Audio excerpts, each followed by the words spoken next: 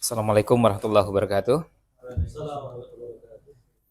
Bismillah, alhamdulillah, wassalatu wassalamu ala rasulillah wa ala alihi wa sahbihi wa wala amma ba'd. Asatidzah dan ikhwas sekalian, hafizakumullah. Kita lanjutkan kembali kajian kita dari kitab Qawaid Qur'aniyah ya. Yang kalau bukunya sudah di-share di grup sudah atau masuk tak? Iya. Yang majelis. Oh, berarti antum masuknya oke sudah. Nah, dan uh, buku ini pengantarnya sudah pernah kita sampaikan pada pertemuan sebelumnya. Jadi waktu itu kita sampaikan mulai dari judulnya Qawaidu Qur'aniyatun khamsuna qaidatan Qur'aniyatan fin nafsi wal hayah. Jadi 50 kaidah Quran yang temanya tentang jiwa, tentang pembentukan dan tazkiyatun nufus serta untuk kehidupan ya. Penulisnya Dr. Umar Ibnu Abdillah Al-Muqbil. Ini Al-Ustad Al-Musyarik ya. Itu kita sampaikan Al-Ustad Musyarik itu levelnya di atas Al-Ustad Al-Musa'in di Fakultas Syariah dan Studi Islam Jami'atul Qasim, Universitas Qasim, Saudi Arabia. Kemudian kita sudah juga bahas tentang muqaddimah dari buku ini. Setelah muqaddimah, pertemuan pekan lalu masuk ke tamhid ya. Juga sudah kita sampaikan. Nah, itu berkaitan dengan apa yang dimaksud dengan qaidah Qur'aniyah. Jadi kaidah Qur'aniyah yang dimaksud dalam bahasan kita ini, kata beliau, ini adalah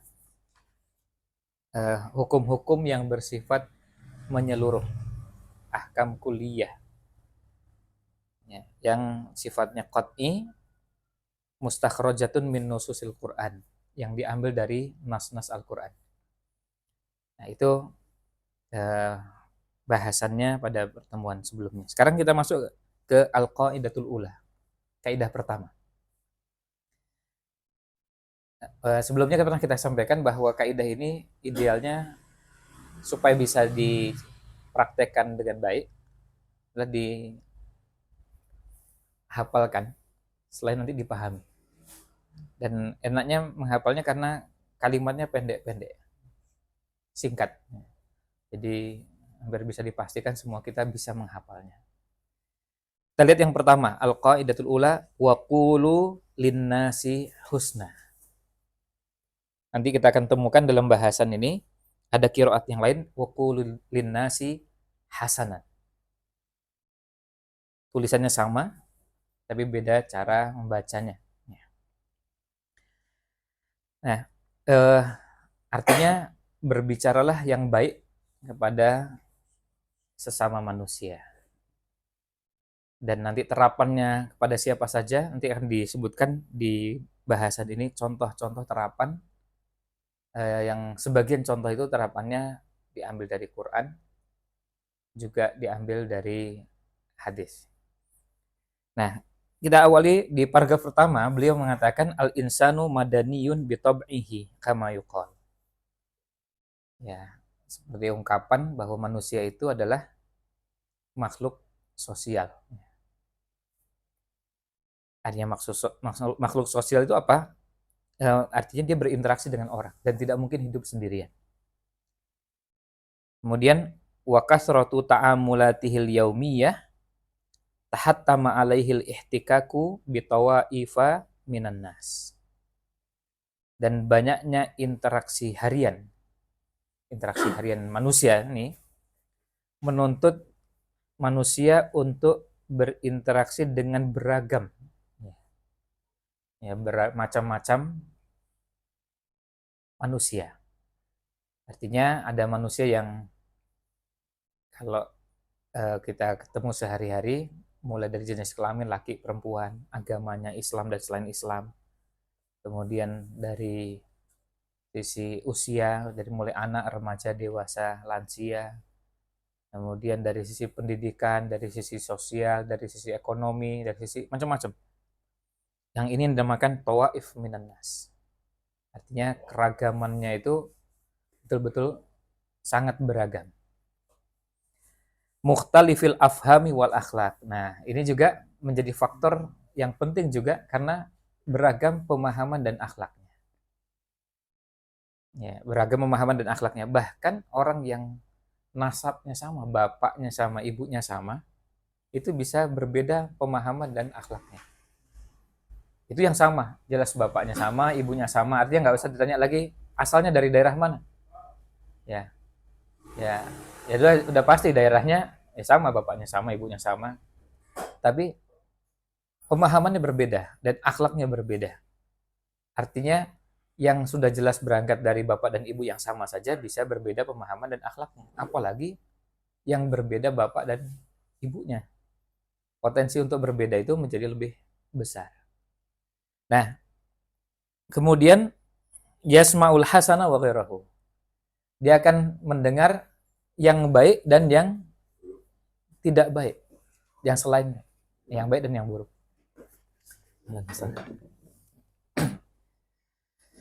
Nah, yang akan didengarkan dari orang itu seperti itu. Wa yara ma yastasiruhu. Jadi dia akan melihat sesuatu yang dia harus memilah dan kemudian mendahulukan yang mana. Isar itu kan artinya kita kadang-kadang harus mengalah dan mendahulukan tentu kemaslahatan yang lebih besar, kemaslahatan yang lebih banyak daripada yang lebih kecil.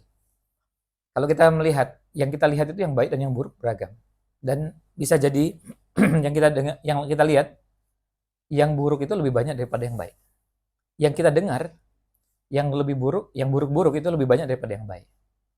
Nah, lalu kata beliau, fata'ti hadhil qa'idatu litabbita alaqatuhu al-laftiyah. Kaidah ini, wa qulu linnasi husna ini adalah kaidah untuk memagari, untuk memberikan rambu hubungan antar manusia yang jalurnya lewat ucapan. Jalannya ada lewat tutur kata. Jadi kita berinteraksi sama orang tiap hari. Nah ini sekaligus juga menguatkan apa yang sempat kita bicarakan pada sesi ngobrol-ngobrol pekan lalu. Setiap hari itu kita pasti berinteraksi dengan orang. Dan yang paling banyak interaksinya adalah dengan ngomong-ngomong, ngobrol-ngobrol. Nah, dari sekian banyak ini, apa rambu-rambu yang penting adalah waqulu linnasi husna. Karena ini memang harian. Kemudian kita ketemu dengan orang yang bermacam-macam, yang menyenangkan maupun yang tidak menyenangkan. Orang baik dan yang tidak baik. Atau istilahnya soleh dan toleh. Ini semuanya kita temui.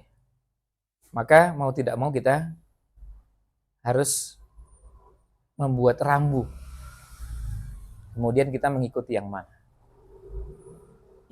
Nah, innaha qa'idatun takarrara dzikruha fil Qur'ani fi aktsara min maudhi'in. Ini adalah kaidah yang disebutkan dalam Al-Qur'an lebih dari satu tempat, artinya di banyak tempat. Dan penyebutannya ada dua cara, imma sarahatan au dhimnan. Ada yang disebutkan dengan sharih, dengan tekstual, dengan mengatakan seperti ini, waqulu linnasi husna, atau kemudian yang tadi hasanan, atau waqul li ibadi yaqulu lati hiya ahsan. Itu kalimatnya jelas, qulu yaqulu qul. Nah itu sarahatan. Nah itu artinya jelas kalimatnya menggunakan kata qaul, artinya ucapkanlah yang baik. Ini sarahatan. Nanti yang dimnan bisa dipahami dari misalnya walatan harhuma. Ya, walatan harhuma sudah mengandung makna ya kalau tidak boleh menghardik, tidak boleh memarah-marahi, nggak boleh membentak-bentak. ya berarti ada perintah untuk, nah itu namanya dimnan. Ada perintah untuk berbicara yang baik. Nah, itu namanya dimnan. Ya memang ini istilah ini ya. Enggak apa? Ya, hampir seperti itu. Jadi kalau apa? Kalau dimnan itu sebetulnya begini. Dia pesannya bisa sesuatu yang modelnya tadi bisa tersirat, atau bisa juga pesannya itu sifatnya umum, mencakup banyak hal. Salah satu di antaranya pesan tersebut. Jadi tidak selalu kemudian maknanya bahwa 100% terkandung dalam redaksi yang disebutkan tadi. Tetapi dari situ bisa dipahami. Nah, kemudian faminal mawadhi'il lati tuwafiqu hadzal lafdha taqriban, di antara tempat yang sejalan dengan lafaz ini kira-kira adalah qauluhu ta'ala wa qul li ibadi yaqulul lati hiya ahsan. Katakanlah kepada hamba-hambaku yaqulu, agar mereka mengatakan. Nah, ini perintah.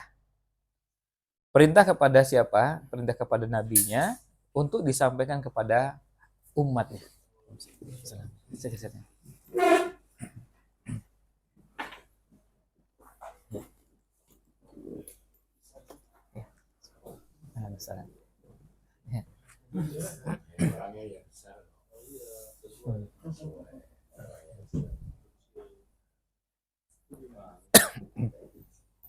Ya. Jadi ini jelas perintah wakul. Kemudian perintahnya apa? Yaqulu. Jadi artinya perintah ini perintah untuk mengatakan. Nah, ini namanya sorohatan. Wa qaribun min dzalika, yang dekat dengan itu, amruhu subhanahu wa ta'ala bi mujadalati ahlil kitab billati hiya ahsan. Perintah Allah Subhanahu wa taala untuk mendebat ahlul kitab dengan cara yang ahsan. Faqala subhanahu wala tujadilu ahlal kitabi illa billati hiya ahsan illal ladzina zalamu minhum. Jangan kalian mendebat ahlul kitab kecuali dengan cara yang ahsan. Nah, itu sudah pasti mengandung makna dengan qaul. Karena apa? Karena temanya tentang mendebat. Nah, ini yang menunjukkan makna perintah untuk berbicara yang baik dengan semua jenis manusia.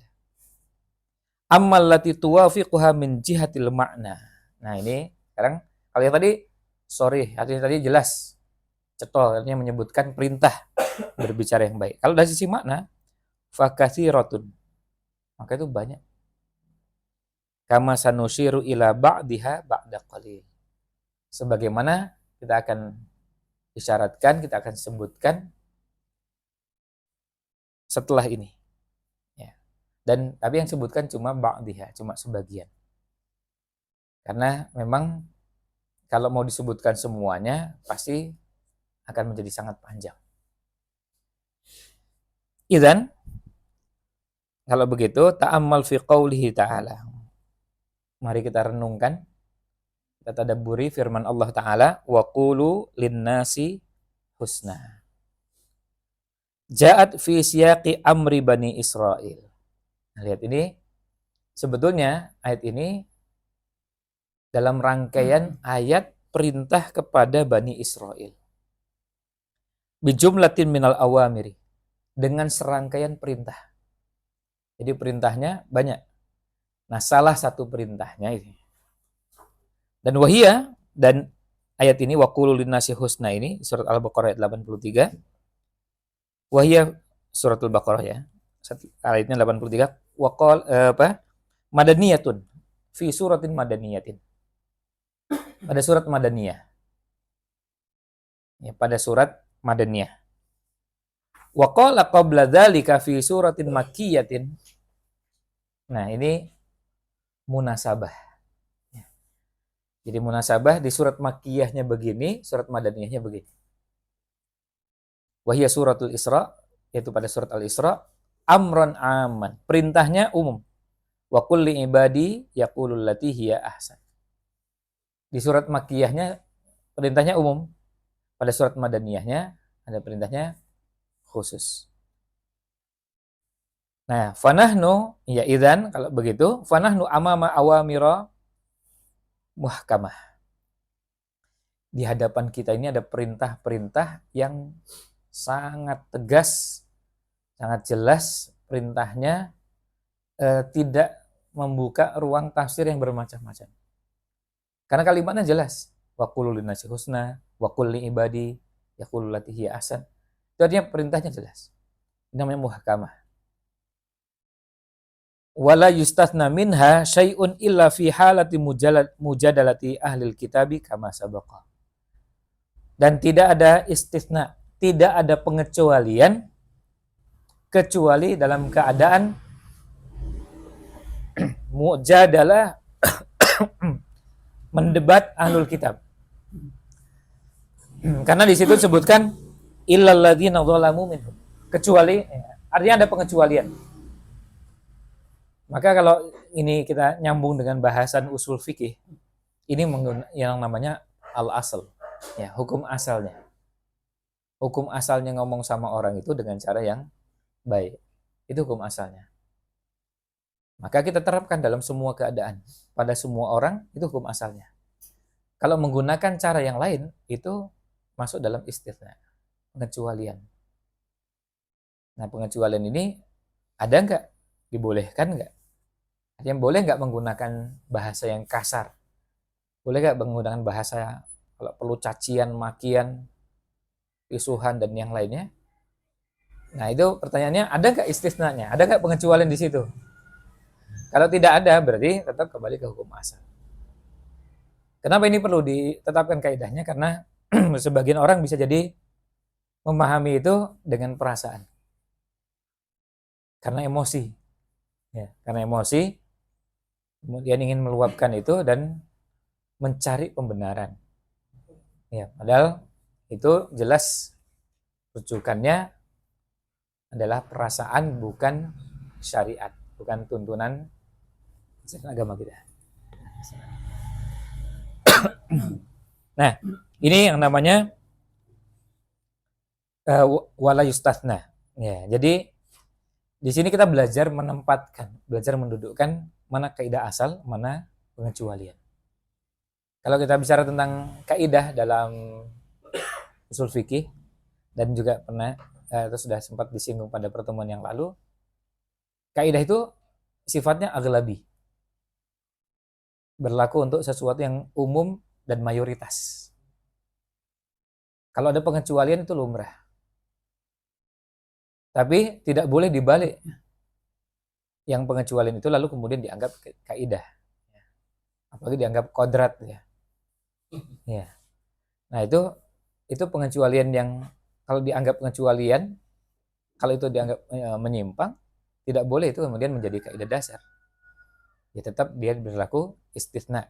Ya, istisna itu nanti ditempatkan masing-masing. Nah, sekarang kemudian beliau ingin keluar sedikit sebelum nanti melanjutkan berkaitan dengan qiraatnya. Wa minal lataifi ma'ahadil ayah.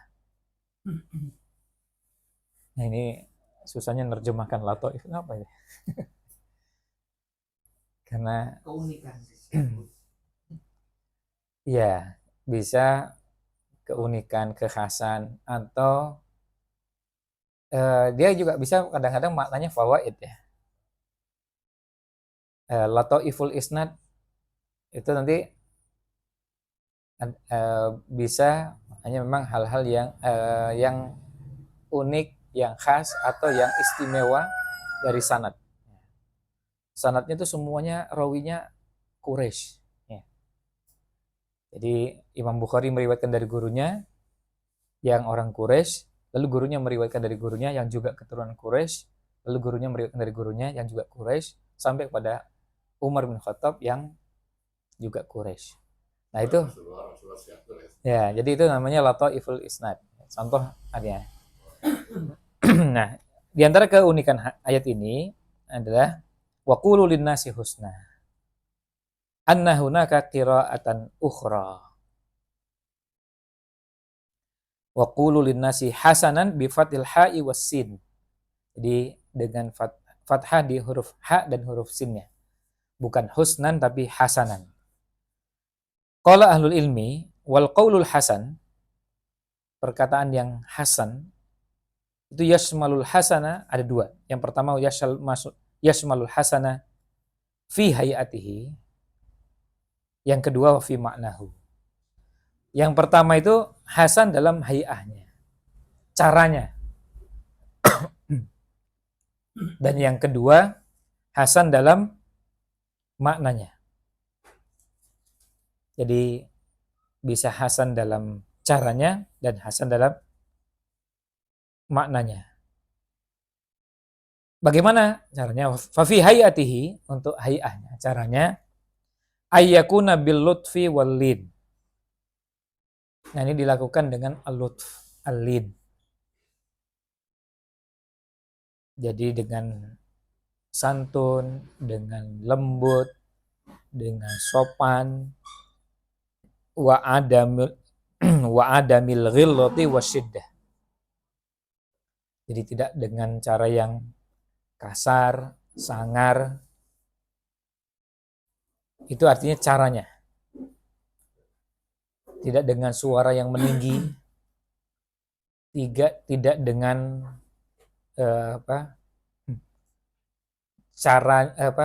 cara mengucapkannya dengan sambil menggerakkan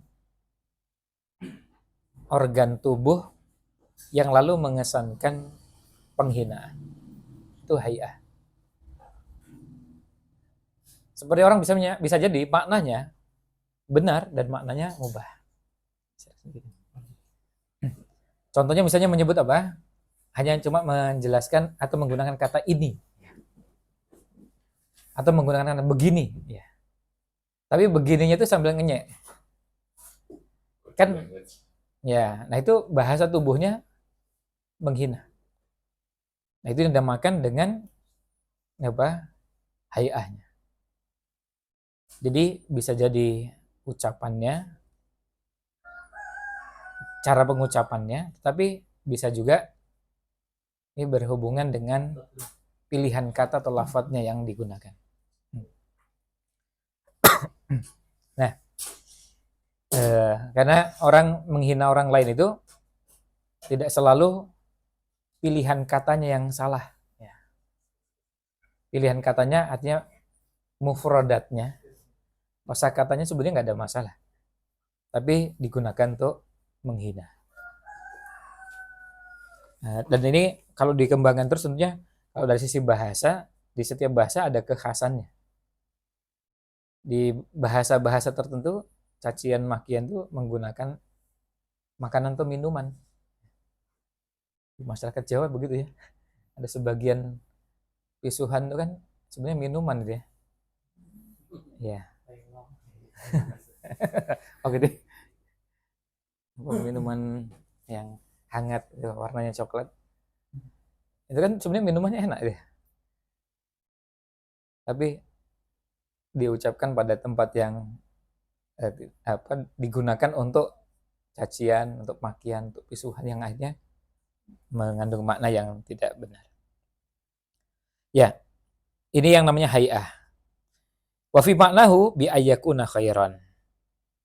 Artinya maknanya baik. Di anna kulla qaulin hasanin fahuwa khairun. Wa kulla qaulin khairin fahuwa hasan. Antara khair dan hasan itu punya hubungan yang sangat antara, dan yang khair itu hasan, yang hasan itu khair.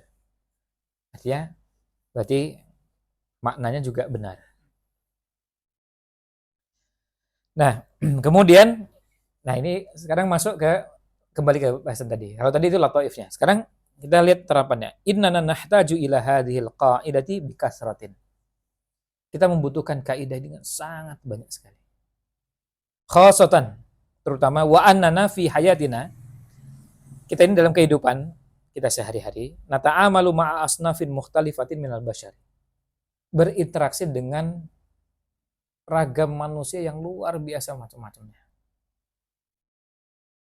Fihim al-muslimu wa fihim al-kafir. Ada muslim, ada kafir. Wa fihimus solihu wa tolihu. Ada soleh dan toleh. Ada yang soleh dan ada yang toleh. Wa fihim as-saghir wal kabir.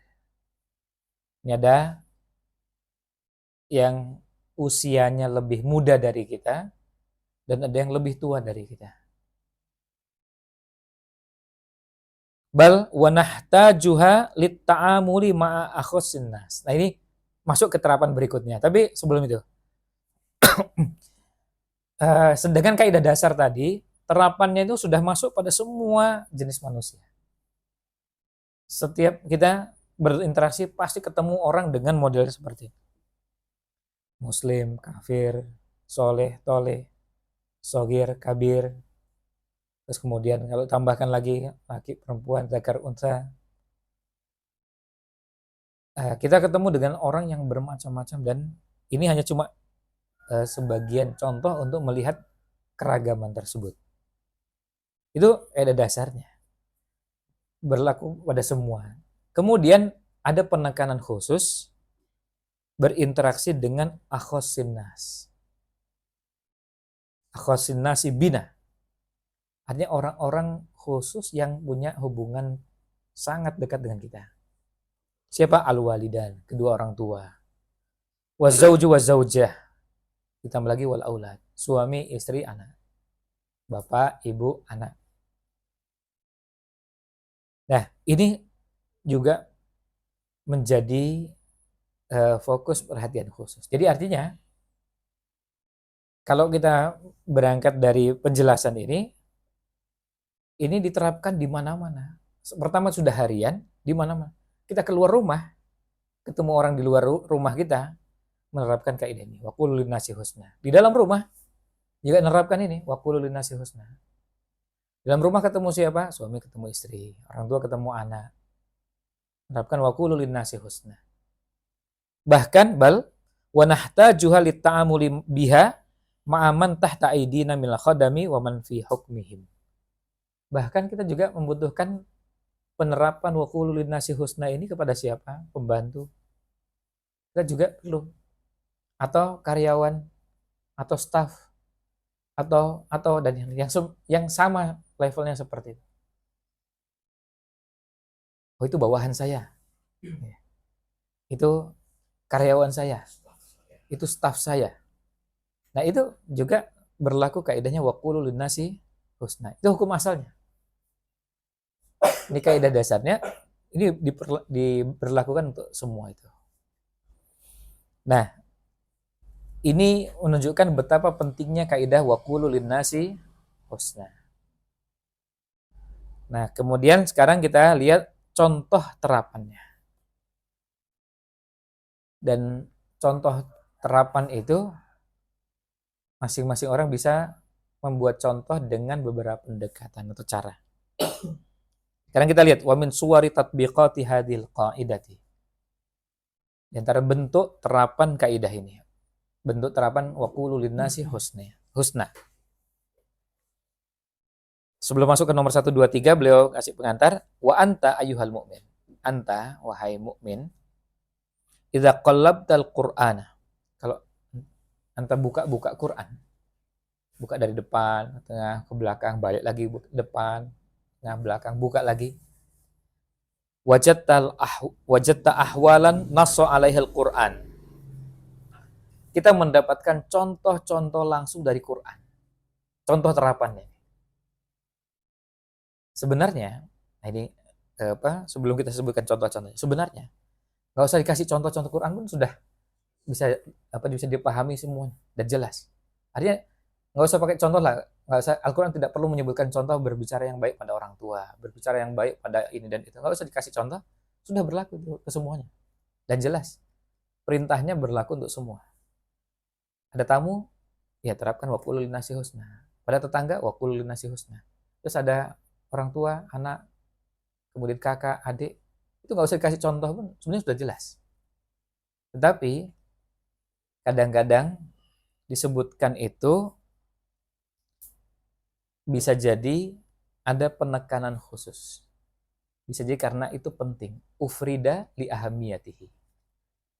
Kadang-kadang disebutkan secara terpisah yang merupakan bagian dari kaidah itu karena apa? Urgensinya, karena penting.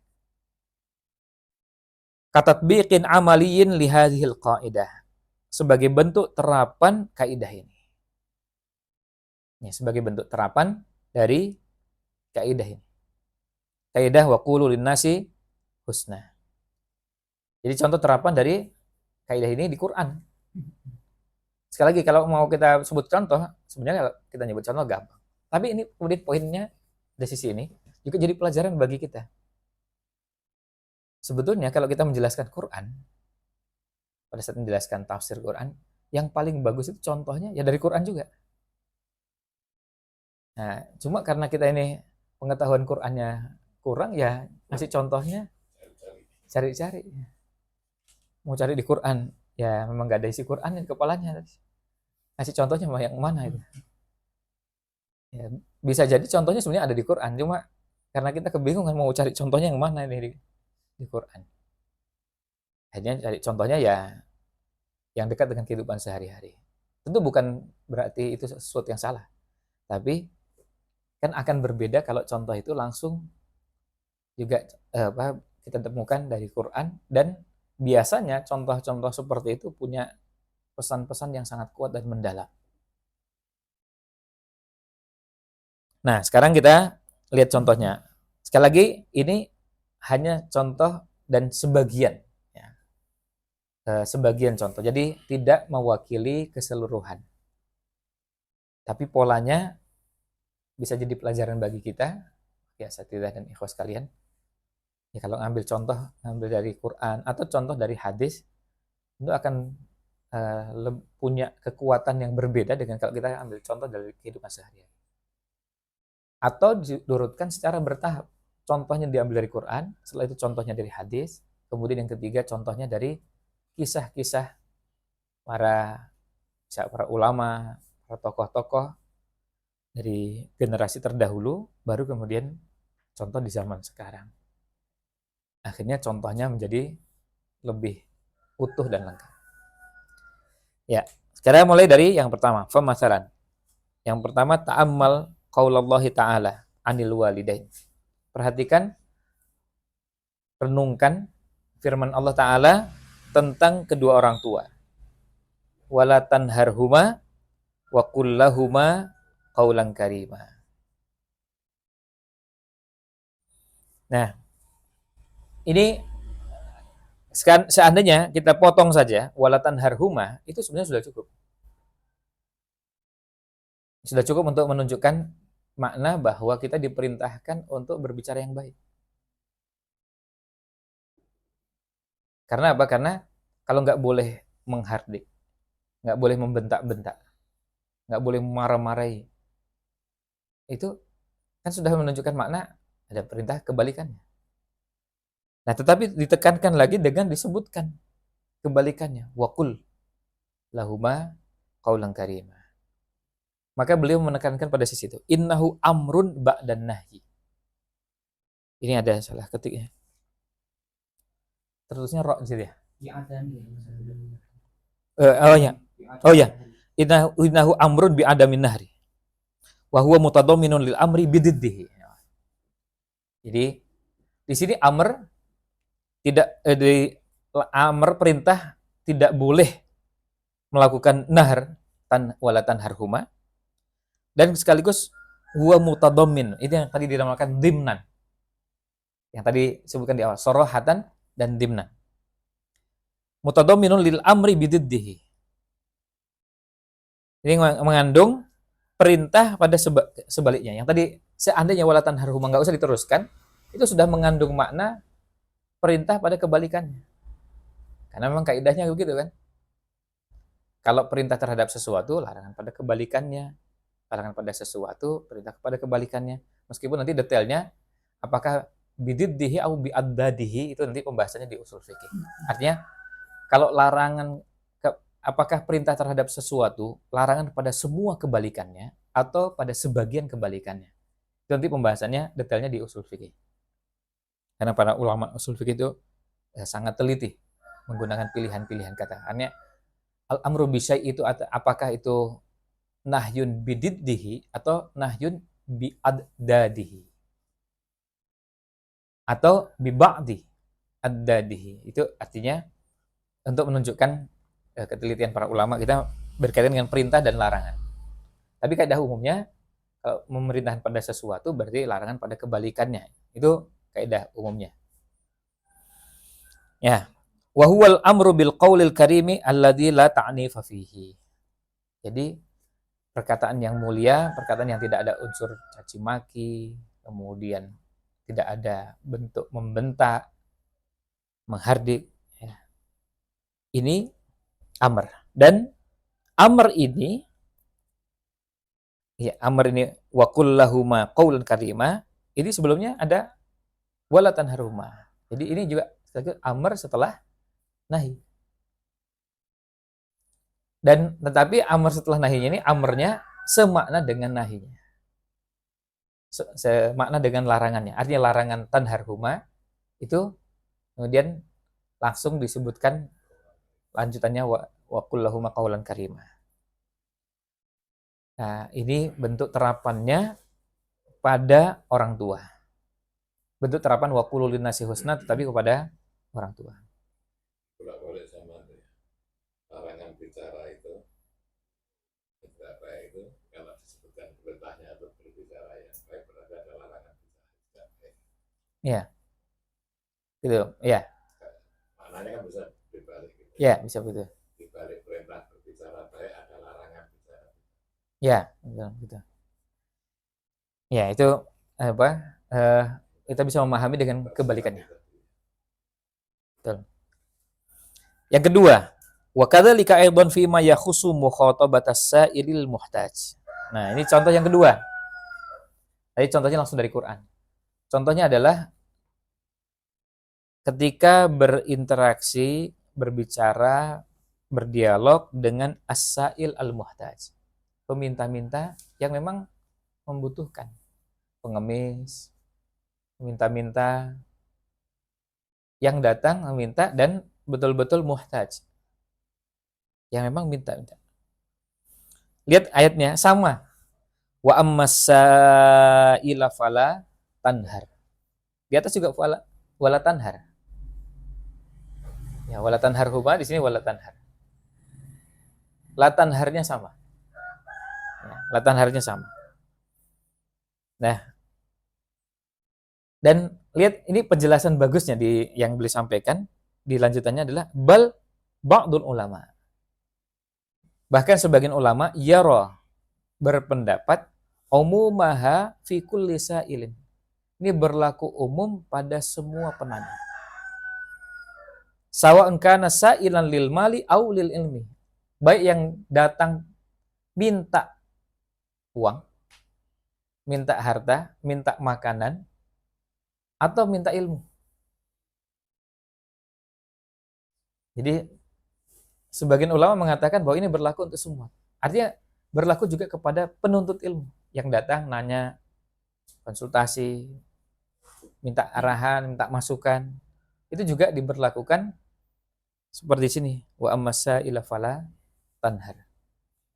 Nah, tapi di sini bedanya dengan yang di ayat sebelumnya, tidak disebutkan kebalikannya secara sarahatan. Kalau di atas kan disebutkan wa kullahuma qaulan karima. Kalau di sini enggak ada. Wa masa ila fala tanhar. Ya sudah. Terus lanjutannya apa? Harus bicara baik. Ya. Sudah lain lagi. Artinya lanjutan ayatnya kan sudah enggak berkaitan dengan qaul ya. Nah, ini artinya apa? Artinya ini diterapkan dengan kaidah tadi. Karena ini mutadhammin atau dimnan, berarti ini yang tadi yang tersirat. Maka ini menunjukkan bahwa ini ada, kalau larangan pada sesuatu berarti ada perintah pada kebalikannya. Kebalikannya apa? Kebalikannya ya bisa dipahami dengan makna yang bisa langsung semua orang bisa mengenalnya. Dan ini tadi berlaku untuk yang datang minta-minta atau datang ya minta uang atau minta harta, atau datang tanya-tanya. Dan kadang-kadang tanya tuh ada yang memang minta itu dan datang eh mintanya tuh apa ya? eh Mintanya tuh sangat mendesak gitu. Jadi kalau dalam bahasa Arab namanya ilhah. Ya, ngoyak-ngoyak. Oh, bahasa Indonesia ya. Agak, ya, memaksa ya. Jadi, Peminta-minta di sini nggak umum semua peminta. ya. Kalau lebih seperti kejadian sekarang, peminta-peminta itu kaya-kaya. Iya. Kalau di sini yang anak pahami, para tandhar ini kan kamu nggak ngasih nggak apa-apa, tapi nggak usah. Nggak usah bicara Iya. keras gitu. Nah, nggak ngasih nggak masalah, tapi nggak usah sampai ya. Nyuwun ngapunten sanesipun. Nah, Iya. itu yang saya pahami, itu nggak ngasih pun nggak masalah, memang nggak masalah, Iya. tapi jangan sampai keluar para tandharnya. Ya, makanya lihat yang judulnya qala ba'dul ulama ai la tazjurhu, jangan sampai zajar seperti yang barusan disampaikan. Jadi jangan sampai kemudian membentak, sampai kemudian menghardik, sampai mengucapkan kata-kata kasar. Karena pilihannya dua. Walakin tafaddal alaihi bi syai'in, kalau memang mau berikan sesuatu.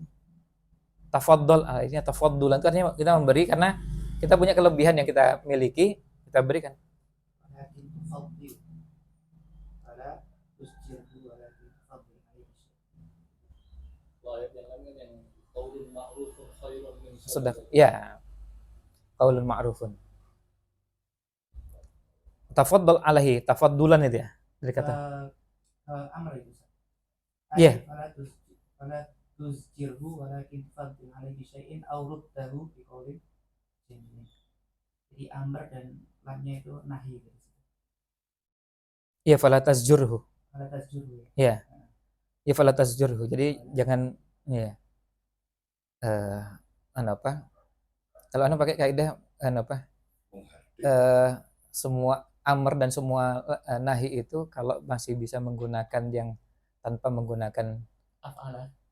ya waz masih bisa sulasi, itu yang didahulukan. Tasjur. Jadi itu kayaknya Wala tasjurhu, wala kaidahnya begitu ya maksudnya. Iya. Pokoknya al asal ini. Iya. Jadi kalau tafaddal alaihi artinya kamu memberikan kepadanya.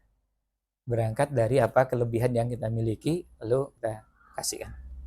Atau kalau nggak memberi, ruddahu biqaulin jamil. Ya. Ruddahu biqaulin jamil artinya ditolak, tapi tolaknya dengan perkataan yang baik. Nah, ini yang kedua contohnya. Pada saat bertemu dengan as-sa'il al-muhtaj. Yang ketiga, wa min tatbiqatil amaliyati li hadhil qaidatil qur'aniyati ma asnallahu bihi ala ibadir rahman. Ini pujian Allah kepada ibadur rahman. Ini yang ketiga. Biqaulihi wa idza khatabahumul jahiluna qalu salama. Nih, kelebihannya ibadur rahman, salah satu sifatnya adalah ketika al-jahilun datang menemui dan ngajak ngobrol, berkomunikasi dengan mereka dengan cara yang tidak mereka sukai, mereka meresponnya dengan qalu salam. Ini ibadur rahman meresponnya dengan salam. Penjelasannya yaqulu Ibnu Jarir rahimahullah fi bayani makna hadhil ayat. Ketika beliau menjelaskan makna ayat ini, wa idza khatabahumul jahiluna billahi, orang-orang yang jahil terhadap Allah Subhanahu wa taala, sehingga akhirnya mereka meninggalkan dan mengabaikan adab-adab dalam berbicara, mereka bima yakrahuna minal qauli, dengan mengatakan hal-hal yang tidak disukai oleh ibadur rahman. Ajabuhum bil ma'rufi minal qauli. Ibadur rahmannya menjawab dengan perkataan yang ma'ruf. bukan dibalas dengan cara yang sama, tetapi dengan yang ma'ruf. Wassadad, sadad itu artinya tepat. Ya. Sadad juga kadang dimaknai untuk mengungkapkan kata benar. Ya. Ya. Minal khitab. Ya. Ya, minal khitab. Ya. Waalaikumsalam. Ya. Ya. Nah. Iya. Nah.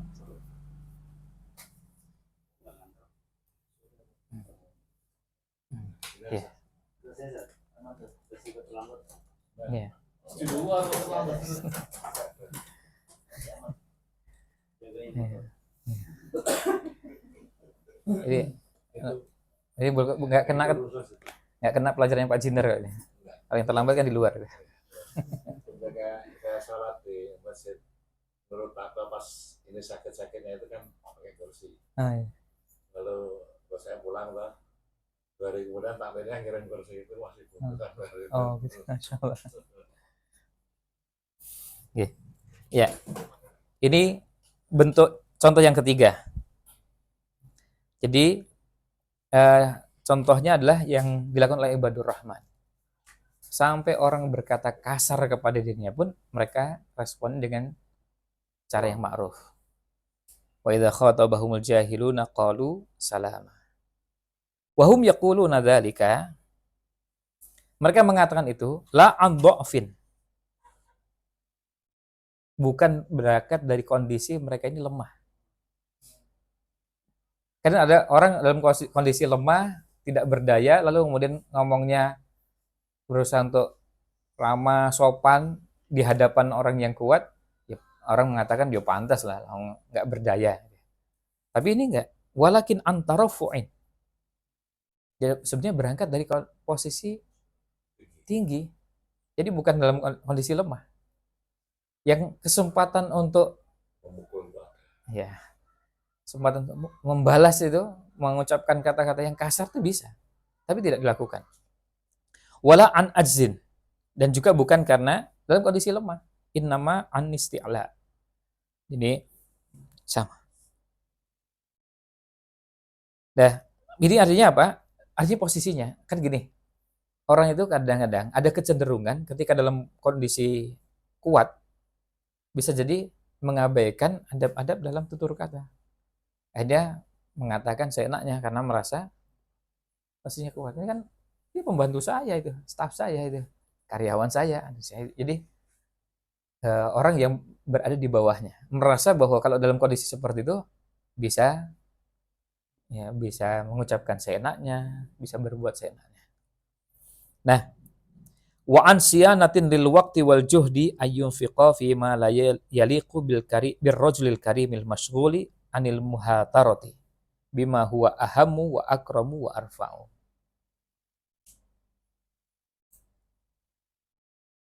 Nah, gimana ini? Ada yang bisa apa menjelaskan? Kira-kira ini maksudnya apa nih? Ngurusin yang penting. Iya.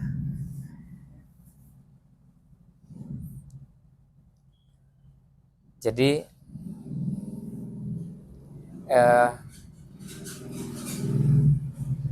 kalau kadang-kadang kalau orang sekarang tuh kan gini, orang itu kalau berada dalam ini, kalau misalnya kita menggunakan circle gitu, kadang-kadang orang terjebak dalam suasana atau kejadian tertentu, lalu kemudian dia dalam kondisi seperti itu terbawa suasana, akhirnya dia disibukkan untuk hal yang sebenarnya remeh-temeh. Nah, kalau orang yang jiwanya, ya ini sama ya, dalam bahasa Arab juga, jiwanya besar ya, ya kibar gitu ya, begitu ya anak ya. Karena anak ingat dulu yang mencatat itu Sulaiman ini, waktu kajian apa ashabun nufusil kibar ya, orang-orang yang berjiwa besar.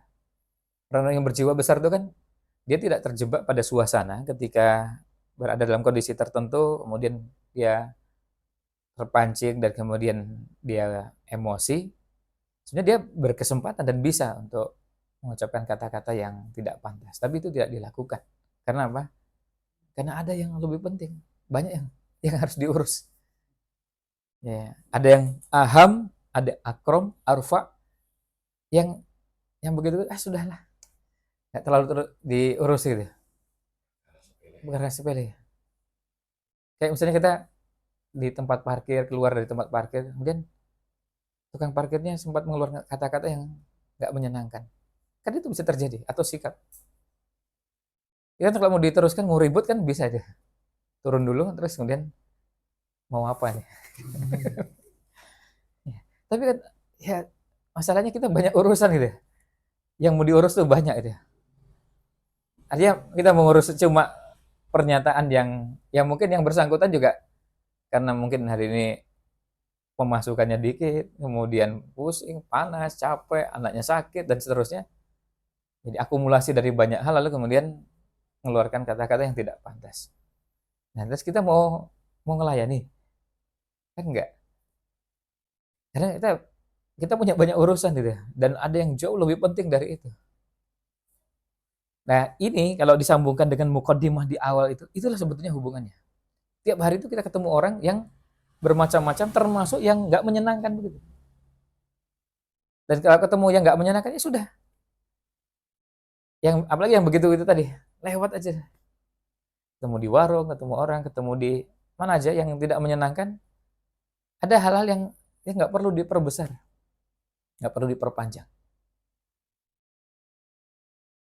Nah, ya termasuk berkendaraan juga kan begitu ya. Bisa jadi,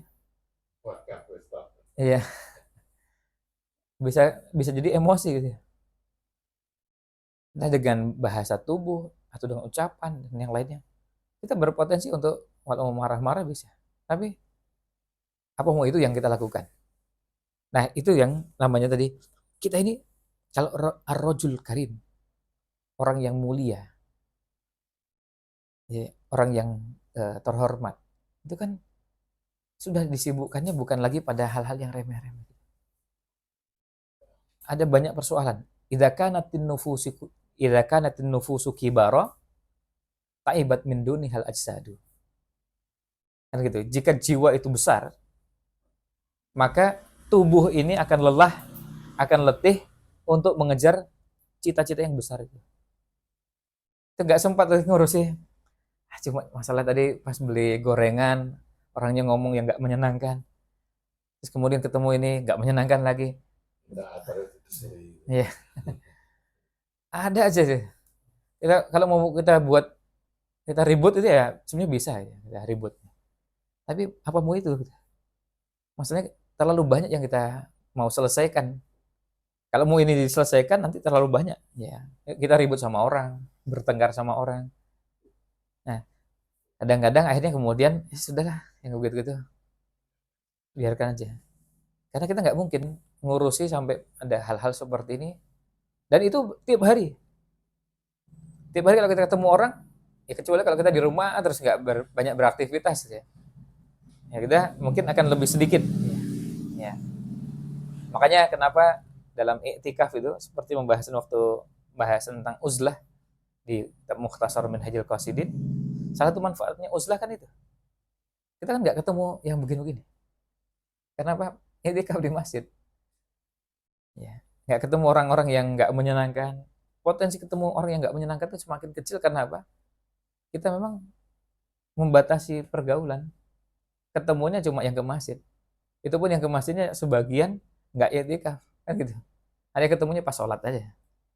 Isya ketemu, tarawih ketemu, setelah itu mereka pulang, kita tetap di masjid. Kan semakin sedikit yang ditemui. Peluang untuk terjadinya pertengkaran untuk hal-hal yang remeh-temeh begini menjadi semakin sedikit lagi. Nah, itu ya. Kemudian wa inna mimma yu'safu alaihi. Nah, kemudian ini contoh dari realita kehidupan kita. Di antara yang disayangkan, yarol insanu kasratal kharq li hadhil qa'idati. banyaknya orang yang melanggar. Kalau kertas yang merobek, kalau rambu yang menodai, melanggar ya, aturan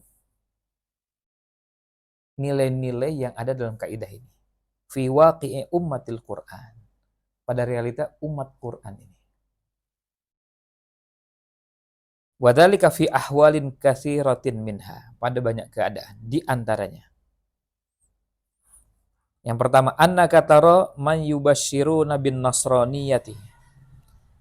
Kadang Anda mendapati ada orang-orang yang menyebarkan agama Nasrani. Ini misionaris yahrisuna ala tatbiqi hadhil qaidah. Mereka serius, mereka sungguh-sungguh semangat sekali menerapkan kaidah ini. Artinya berbicara yang baik, ramah, santun, menyapa, perhatian, kemudian pilihan katanya juga luar biasa. Kondisi kan Katolik, bukan kan Protestan.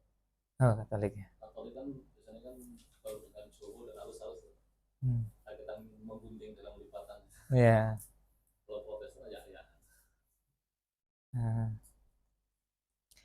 Nah, ini min ajli kasbin nasi ila dinihimil mansukhi bil Islam. Untuk mengajak umat manusia kepada agama yang sudah dihapus oleh Islam. Ya, ini kepada agama mereka. Baik itu Katolik maupun Protestan. Cuma kalau pada kasus kita secara khusus terutama di Jogja, yang lebih banyak seperti yang barusan Ustaz Anto sampaikan, jadi ini realita yang ada. Afalaisa ahlul islami ahaqqu bitatbiqi hadhil qaidah? Bukankah umat Islam lebih layak untuk menerapkan kaidah ini?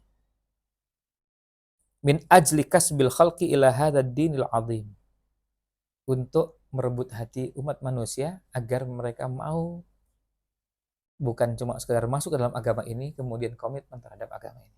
Alladzi irtadahu Allahu li ibadihi. Agama yang Allah ridhoi untuk hambanya. Ini contoh terapan. Ini contoh yang sangat disayangkan dari realita sebagian. Tentu kita mengatakan pasti sebagian, karena tidak semuanya begitu. Artinya tidak semuanya yang baik yang di sana maupun yang di sini.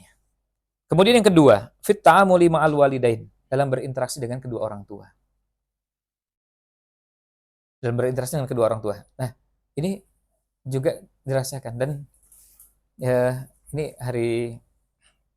hari Senin ketika ada acara bedah buku dengan Ustaz Sanif, ya, pimpinan Pondok Salam Al-Farisi.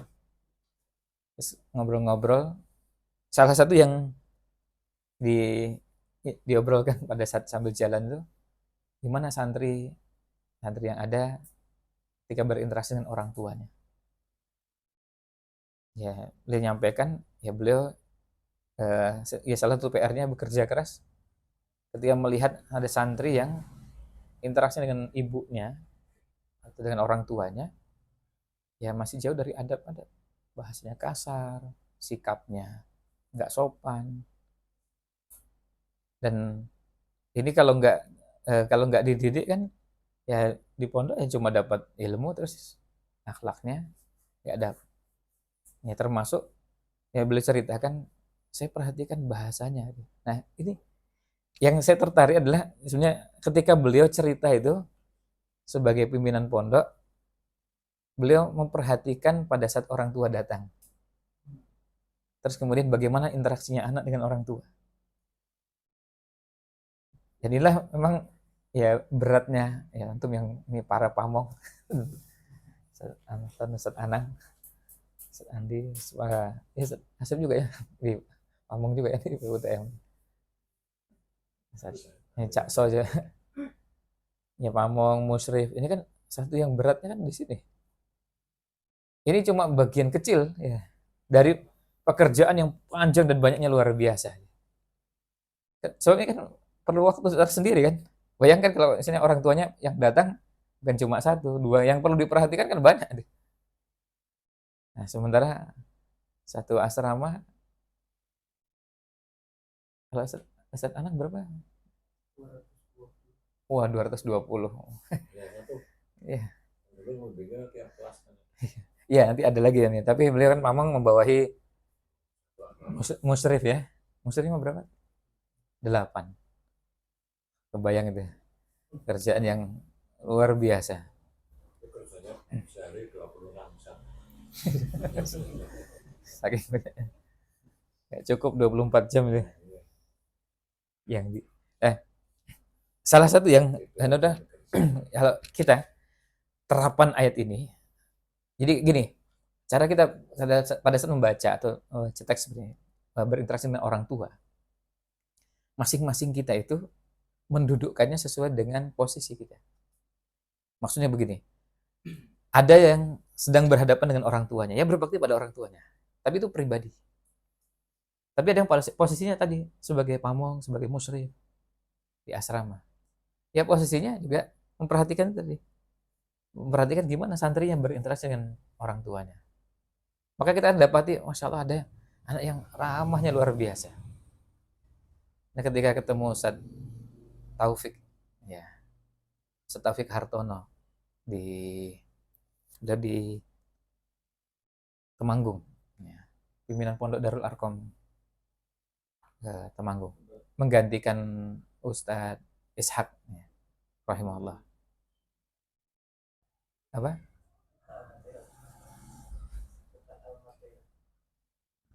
Bukan, apa Darul Arkom yang dulunya apa? Apa nama daerah itu? Anak lupa nama daerahnya. Anak pernah ke sana tapi daerahnya anak nggak hafal. Tapi yang jelas di Temanggung. Nah, untuk itu ada salah satu yang Anda perhatikan dari beliau. Kok Anda perhatikan anak-anaknya dan beliau juga kepada anak-anaknya, termasuk kepada istrinya. Bahasanya sopan sekali. Bahasa Jawanya Masya Allah ini. Kromo. Jadi saya ini kan ketika manggil anak terus kemudian minta anak melakukan sesuatu, itu bahasanya nggak seperti orang pada umumnya. Saya tanya, kok bahasanya begitu, Ustaz? Oh iya, saya memang membiasakan. Saya kepada istri, juga kepada anak-anak, saya tidak menggunakan bahasa Jawa yang biasa. Agar mereka terbiasa dengan bahasa yang santun kepada semua orang. Masya Allah, wa qulu linasi husnanya itu. Jadi, hayah dan maknanya. Jadi, di rumahnya itu begitu. Kepada semuanya, pada semua anak-anaknya, termasuk juga pada menantunya. Yang kasihan menantunya. Ke lingkungan keluarga seperti itu nggak biasa kan. Kalau terbiasa dengan pesan kromo itu mau bentak nggak bisa. Nah. Struktur bahasa itu menyulitkan dia untuk mengekspresikan kemarahan. Karena edukatornya panggilannya kurang ajar.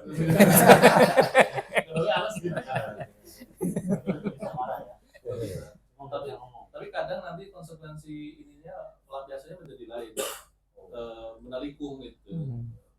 Jeleknya gitu. Jadi karena dia tidak bisa mengekspresikan langsung, dia menggunting dalam lipatan. Kalau itu kan hanya potensial saja sih, tapi tidak berarti langsung seperti itu.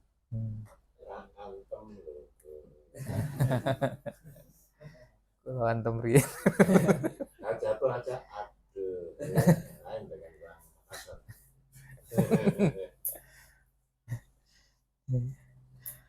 Nah, jadi ini ya ta'amul ma'al walidain. Kemudian yang ketiga, fi ta'amuli ma'a ahadi tarafail hayati zaujiyah. Berinteraksi dengan salah satu dari kedua belah pihak dalam kehidupan pasutri, rumah tangga, suami kepada istri atau istri kepada suami. Ini juga, waduh, belajarnya Masya Allah, panjangnya luar biasa. Sampai begini, ini bab ini, karena saya juga sedang membahas sebenarnya dari sisi yang lain ya. Ya sebenarnya karena disertasinya lagi nggarap gitu. Tapi kemudian dari sisi ini kemudian masuk juga wa qulu linasi husna. Coba kepikiran gimana caranya ya. Pertama, ini baru cuma torofai, belum nanti yang nomor 4-nya, mal aulad. Itu gimana caranya pertama menanamkan kesadaran bahwa kita ini memang harus, jadi bukan pengetahuan tapi kesadaran sampai kemudian setelah itu ada perubahan bagaimana menggunakan pilihan-pilihan kata. Pilihan-pilihan kata yang memang paling pas untuk digunakan dalam interaksi rumah tangga. Kan ya sampai ketika jengkel dan marah pun Akhirnya pilihan-pilihan katanya ya yang kira-kira paling pas untuk nanti juga kalau didengar oleh anak pun, anak tahu ini marah sebenarnya, tapi tetap pilihan katanya tetap yang baik. Nah, ini kan anu ya, Bapak, selain perlu kesadaran, lalu kemudian bagaimana membentuk itu, dan kira-kira rambu-rambunya apa? Saya dulu waktu kecil biasa dimarahi ibu tuh, ibu biasa bilang, kok becik," gitu. Ya, itu anu apa, kalau marah itu pasti begitu. Jadi saya tuh apa, Tapi bisa elok tenang mulai. jadi dan anu apa, eee, kemarin pagi saya kebetulan ke Mojokerto, ya ke kampungnya orang tua, terus saya sengaja silaturahim ya berkunjung ke keluarga, ke bule, terus kemudian bule cerita, "Anu Mbok ya, anu mampir ke anu apa, ke sana," katanya, apa, ada kebetulan warung dan dulu waktu anak kecil masih ya waktu masih SD, bahkan TK itu biasa ke situ. Dan bule ceritakan itu temennya ibu loh. Wah ya, ya berarti memang harus harus ke sana nih. Terus pas datang ke sana, ya alhamdulillah ya beliau masih agak ingat karena beberapa tahun yang lalu masih sempat umroh ya. Umroh bareng maksudnya. Nah, tapi anu apa? Kan saya kebetulan berdua dengan apa saya rombongan, tapi saya ditemani ada keluarga yang lain yang sudah lama nggak ke situ. Terus beliau tanya, "Ki sapa iki?" Nanya ke yang anu apa, ke teman family ini. Terus dikenalkan, "Kulo yugane," nah disebutkan nama orang tuanya. "Oh ya Allah, kok becik rata," gitu ya. Terus kemudian, "Kok nggak pernah mampir ke sini?" Terus bilang rumahnya dekat dan itu digunakan juga istilah yang sama gitu. Saya jadi ingat, jadi ini anu apa, bahasa itu sering digunakan biasanya kalau untuk mengungkapkan Bagus. ya. Hal yang tidak bagus ya kan. Iya. Iya. Kebangetan ya. Maksudnya Kebangetan ya, itu kebangetan. iya memang kebangetan Kalau Mas. disebut becek itu kan bagus. Iya, becik itu bagus memang. Iya. Tapi itu ungkapan untuk marah, Pak. Kebangetan. Jadi kok becik itu hanya Jadi ibu saya kita melakukan perbuatan salah, ibu saya bilang, elok tenang loh, elok itu bagus loh. Elok tenang. jadi saya waktu Bisa mencakit jelas, elok tenang. Iya kalau sini elok. Iya. jadi saya pas pulang sekolah hujan-hujanan terus pulang anu gitu kotor-kotor ibu langsung anakku kok becik. Seperti itu ya, seperti kisahnya orang tuanya Syekh Abdurrahman Sudah Oh kalau ya, marah. Besok kamu jadi imam Masjidil Haram. doakan ya. Nah itu kan eh, apa sampai situ kepikiran ini kira-kira kalau yang agak sangat teknis gitu ya. Kira-kira gimana caranya orang misalnya kalau di bidang-bidang yang lain itu ada semacam kursus gitu ya. Ada nggak kursus untuk cangkem ini? Ada. Ada ya? Orang barat terutama. Iya. Attitude itu kan. Iya, personality. Attitude itu bahkan sampai urusan naruh gelas piring sendok itu satu dah kita kelewatan sama Ada mereka. khususnya. Khususnya itu sendiri. Contohnya, kalau Manners, naruh ya. Manners. naruh sendok masih ingin tambah lagi itu gimana? Tapi kalau sudah berhenti makan naruhnya gimana? Itu Orang Chinese yang Iya. suge-suge itu manners. Enggak, kalau itu ini ya, iya. Saya juga ketemu ada jamaah umroh juga memang pelatih di situ. Pelatih. Jadi waktu pas saya ajak umroh itu terus akhirnya saya tanya, "Bu, gimana caranya nih?" Terus sampai beliau ceritakan kalau di rumah makan itu, di ruang makan itu di hotel nggak ada jam. Iya, nggak ada jam itu di pasnya itu. Saya tanya kenapa itu terus beliau jelaskan itu. Ya beliau pelatih para ibu bupati. Nah, tapi kemudian yang saya tanyakan dulu, ada nggak kalau untuk mulut itu? Ya. Kalau kita kan ke anu ya, ke manner tadi. Tapi kalau misalnya mulut itu hanya melatih supaya terbiasa. Nah, kalau kalau cuma anu ya, kalau cuma misalnya nanti pada saat menyampaikan sambutan atau pembukaan atau menyapa yang sedikit-sedikit begitu, iya. Tapi belum sampai pada tingkat itu yang khusus untuk Sudah ada ya. banyak buku-buku barat dulu. Hmm. Tapi kalau mau di Instagram gitu misalkan yang berkaitan dengan parenting itu cara marah itu di ada ininya. Misalkan jangan membentak tapi katakan, nak ibu marah. Hmm. Itu diekspresikan langsung gitu. Kalau kemudian ada argumentasinya, kalau ibu marah kamu begini, kalau kamu begini itu ada kayak ini ya alurnya gitu. Itu banyak saja orang berat memang kalau meriset sampai detail ya. Yeah. Kelebihan mereka sekarang sedang begitu. Kalau di Indonesia ya. Kalau di Arab itu kan kalau ada kalau kita lihat di hadis itu kayak semacam kalau diterjemahkan tekstual itu kan kayaknya nggak wah sakilat muka gitu ya misalnya. Itu kan ya waihaka apa-apa gitu kan kalau dibahasakan ke kita, tapi kalau di beberapa teks hadis itu kayaknya kan berapa kali Rasulullah juga mengatakan seperti itu. Ya waihak apa-apa gitu kan. Oh, kalau itu kan kalau itu memang terjemahan Indonesianya kan nggak mungkin harfiah. Sama seperti kalau kita di Malaysia. Kalau misalnya kasih sambutan kan kita mengatakan ampun tuanku. Itu kan artinya apa tuh? Ya sebenarnya bahasa Indonesia afwan. Cuma gitu aja kan gitu. Iya. Tapi kan cuma kalau misalnya diterjemahan ampun tuanku kayak mau dia apa? Kayak seperti itu kan. Kalau kita serat ke bahasa kita itu maksudnya kan dari bahasa-bahasa yang Rasulullah itu ucapkan gitu. Kalau memang diterjemahkan letter kan nggak enak sekali gitu. Kayak semacam makan apa ya, menghatikan atau umpatan gitu. Apalagi kalau kita baca terjemahan gini kayaknya nggak enak banget sama biasa gitu kan. Tapi dipakai itu, dan kalau dipakai kan berarti itu juga bisa diterapkan sebenarnya di kita, tapi mungkin dengan konteks lain gitu. Kalau itu ada yang memang pertama terjemahnya ya. Jadi pada saat membaca itu kan memang harus dibaca syarahnya, terus maksudnya terjemahannya jadi nggak mungkin terjemah harfiah, tapi terjemahnya maknawi ya. Nah, apakah itu pas diartikan dengan celakalah ibumu gitu ya? Ya. Jadi kalau Dalton kan sempat mau buku apa yang seni yang menyampaikan apa, yang terus sempat cerita untuk ngomong Yang seni biografinya bukan yang orang barat itu. Yang Korea itu. Korea ya. Korea. Itu apa judulnya? Yang udah diterjemahkan di bahasa Indonesia itu yang grupnya kalau Kompas Gramedia itu itu sangat produktif menerjemahkan buku-buku begitu. Sudah harganya mahal-mahal ya. Ya lumayan. Dan terakhir baca tentang ngomong itu sih. Seni komunikasi, seni berbicara, ada satu lagi itu 3 buku yang diterjemahkan. Dan itu berbasis riset Berbasis riset itu. Benar-benar satu bab itu langsung ada sisi teori psikologinya apa itu dikasih rujukan dulu. Tapi itu ilmiah kumpulan bukan ilmiah yang itu. Itu grupnya KPG yang suka begitu dan terjemahannya bagus sekali.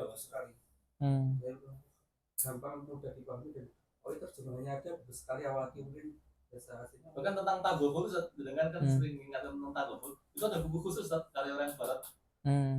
Judul baratnya tuh rasukan banget. The Art of Not Getting Fucked gitu ya. Apa? To Not Getting Fucked. Kata fuck itu kan fuck ya. Nah, terjemahannya jadi seni untuk bersikap bodoh amat.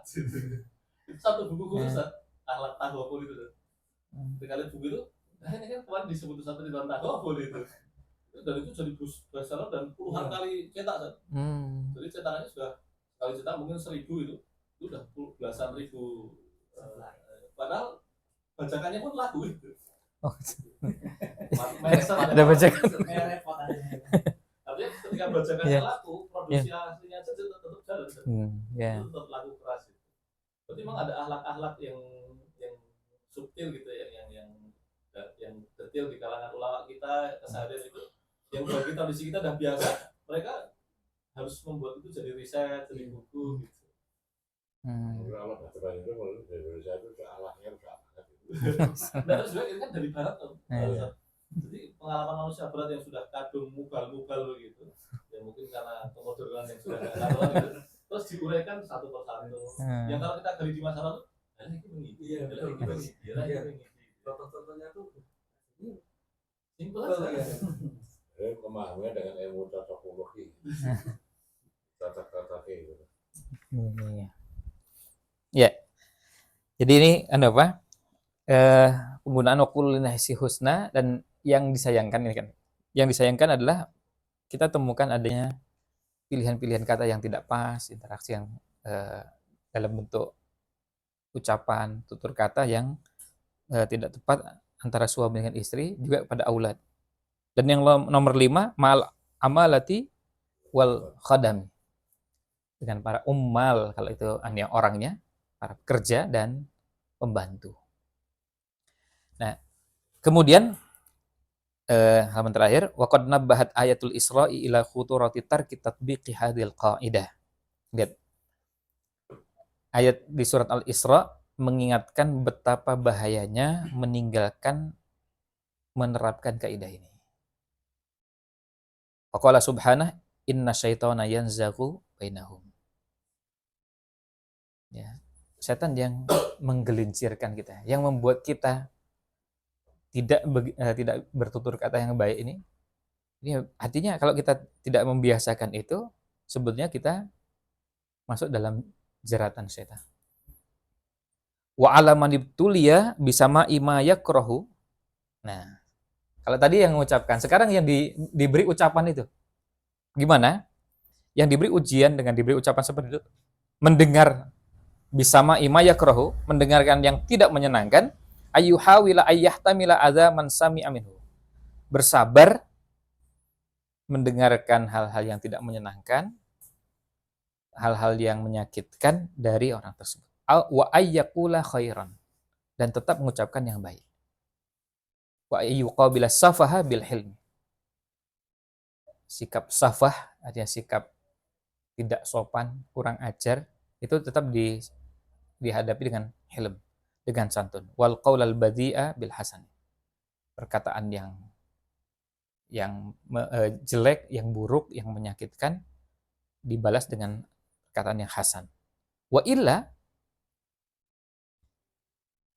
sebab apa kalau tidak? Fa inna safaha waradda bil qaulir radi'i yuhsinuhu kullu ahadin. Nah, ini kalimat yang menarik ini di penutupnya nih. Dan nanti sampai ke bawah perkataan fatwanya Imam Malik di bawahnya. Karena apa? Karena sikap kurang ajar, sikap tidak beradab, sikap kasar, sangar, dan sikap termasuk ucapan yang tidak baik itu semua orang bisa. Yuhsinuhu kullu ahadin.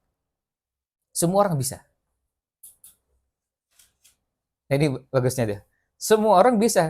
Kalau kasar itu semua orang bisa. Nah, tapi kalau yang baik itu, nah itu nggak semua orang bisa. Itu nggak semua orang. Nah, kita lihat di sini Afdal Imam Malik rahimahullah.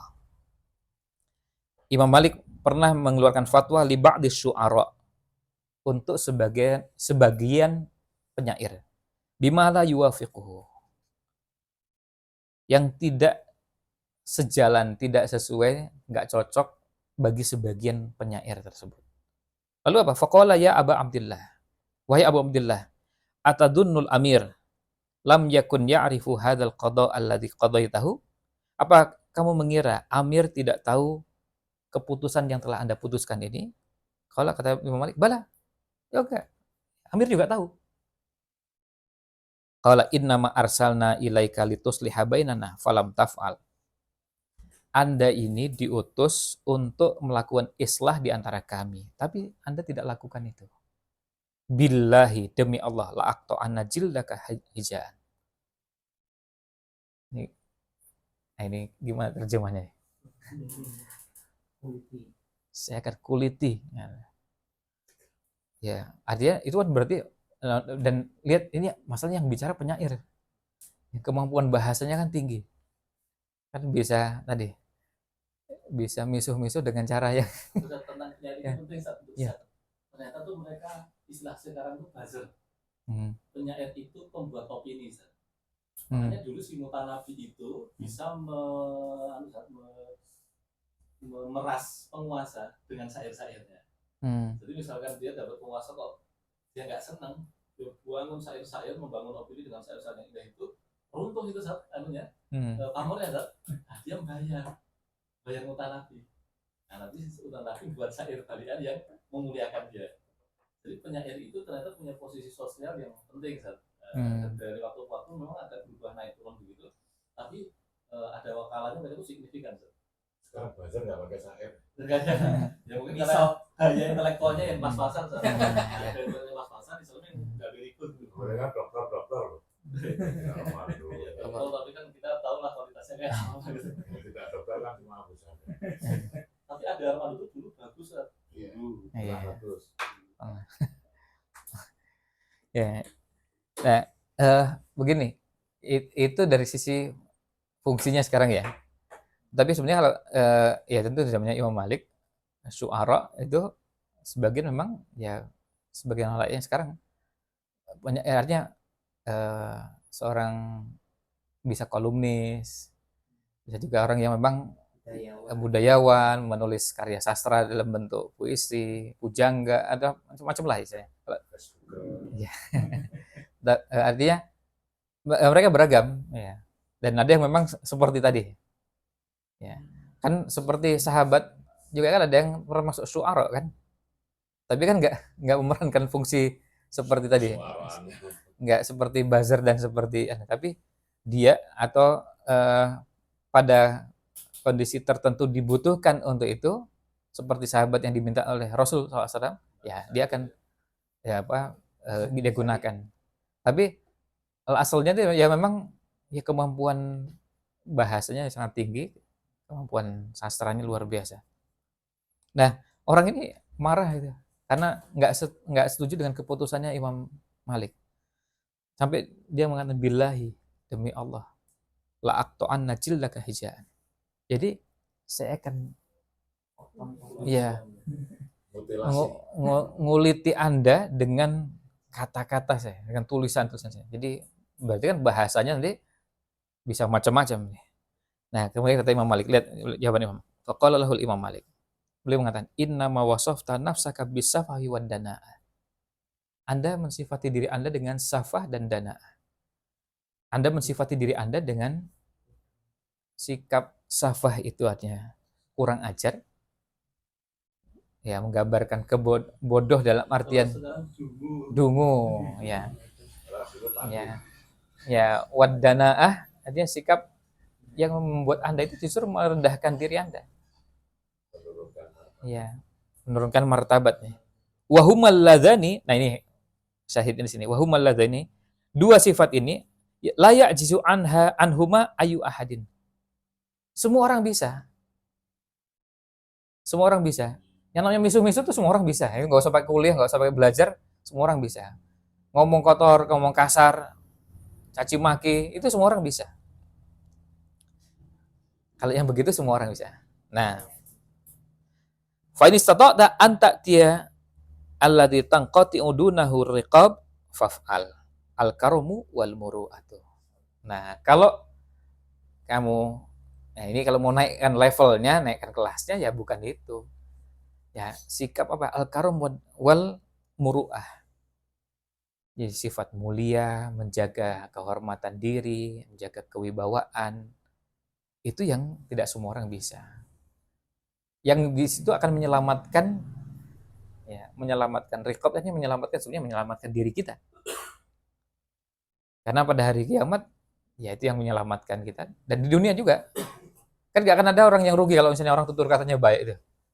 Di mana-mana kan tetap dia berada pada posisi yang menguntungkan karena memang semua orang senang.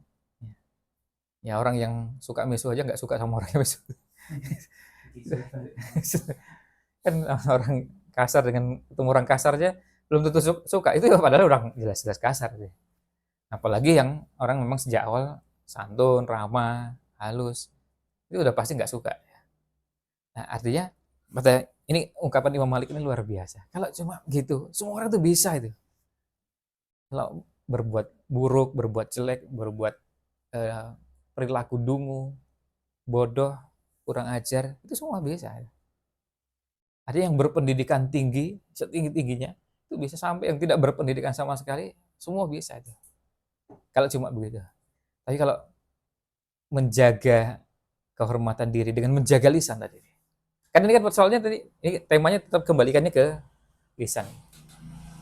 Nah, kalau yang seperti ini, nah ini perilakunya orang-orang mulia, orang-orang terhormat. Yang tidak semua orang bisa. Nah, itu sebenarnya yang harusnya dikejar. Nah, ini kaidah yang pertama, nanti bisa sambil dihafal. Selain juga memahami isinya, yaitu firman Allah Ta'ala, wa qulu linnasi husna, dari surat Al-Baqarah ayat 83. Ya, demikian Allah. Enggak. Penjelasannya ya cukup ya sebenarnya penjelasannya maksudnya tidak kalau dikaitkan dengan hadis tentu dari sisi dhimnan, dari sisi maknanya nyambung dengan hadis. Seperti itu, orang yang kuat itu bukan orang yang punya kesempatan, tapi dia menahan diri seperti ada kesempatan. Ya, yang seperti itu kalau penjelasan diperluas sebenarnya bisa. Tapi yang kemudian yang kedua, tapi yang sikap seperti tadi itu tidak langsung berhubungan dengan ucapan juga. Oh, tidak bersikap. Ya, bisa juga karena itu bisa jadi orangnya nggak ngomong apa-apa gitu. Ya, artinya bisa berhubungan langsung dan tidak langsung. Iya, gitu. Wallahu a'lam.